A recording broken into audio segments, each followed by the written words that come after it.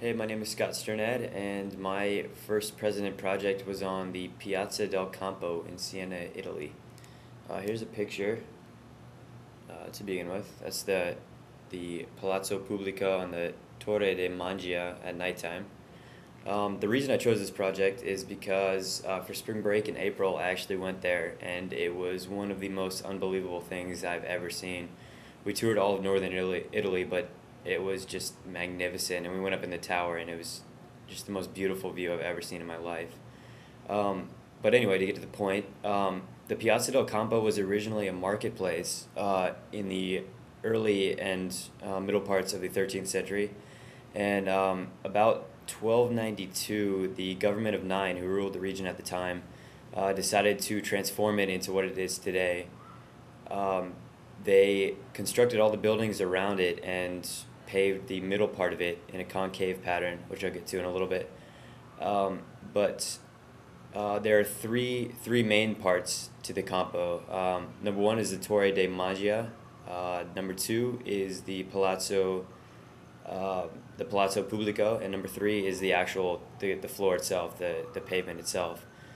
No one really knows who designed the entire thing. It was a government action, but they believe if it was anybody to be based on the paintings of Lippo Memmi. He was a prominent artist in Siena at the time, and they model his paintings in a way back in the Renaissance, like the Renaissance style. But first, the Torre de Mangia was constructed from 1325 to 1348. It actually took the longest to build out of any structure in the place itself. It stands over 300 feet tall, and at the time it was the tallest tower in all of Italy, and today it's the second tallest, which back then represented the wealth of the nation state itself. And its architectural significance is more so of a physical aspect. Actually, no, it's symbolic, rather. The physical aspect is the other building. It was built to the same height as the church tower to represent equality between the government and religion, which were two completely different organizations at the time. And it was built completely of brick, almost entirely of brick, to represent the simplistic attitudes of Siena itself, that it really wasn't a materialistic place like much of Italy was at the time. The next building is the Palazzo Pubblico, which is probably the most famous building in the area. That's a view of it right here. It is really actually pretty huge, and it's significant because it was actually the model for most buildings built after that period in Siena. It was constructed. It started construction in 1297, and it's significant because the first level is all marble, and upwards is all brick, and the two contrast each other to represent the prominence of red brick in the area.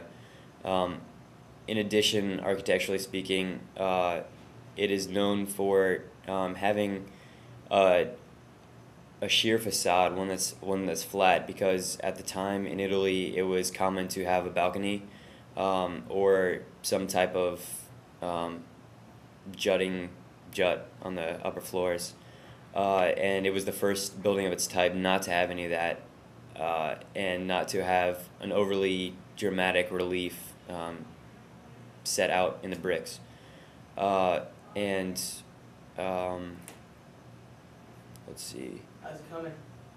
I'm shooting it right now. Let's see. The third aspect is the ground itself. That's a view facing the opposite way of the Palazzo Pubblico. The ground itself was paved over the original grounding. It wasn't leveled or anything, which is very odd in Italy because all the other piazzas are exactly just dead level. This one was molded with the ground, and it's actually like a concave pattern inwards. It features 9 different symmetrical patterns to represent the 9 that created the government in Siena at the time, and they all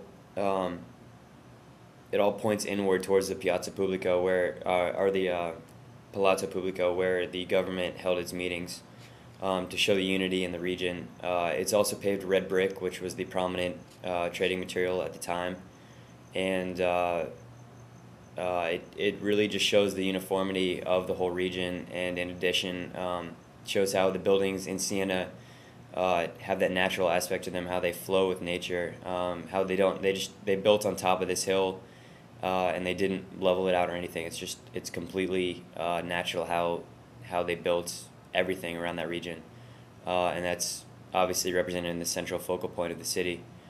Today it still serves as a central focal point. They have the annual the polio race. They actually have two a year, where they get crowds of up to 30,000 people. It's just completely crowded, and yeah, as I said, it still expresses the Renaissance in that buildings in Siena haven't changed for hundreds and hundreds of years.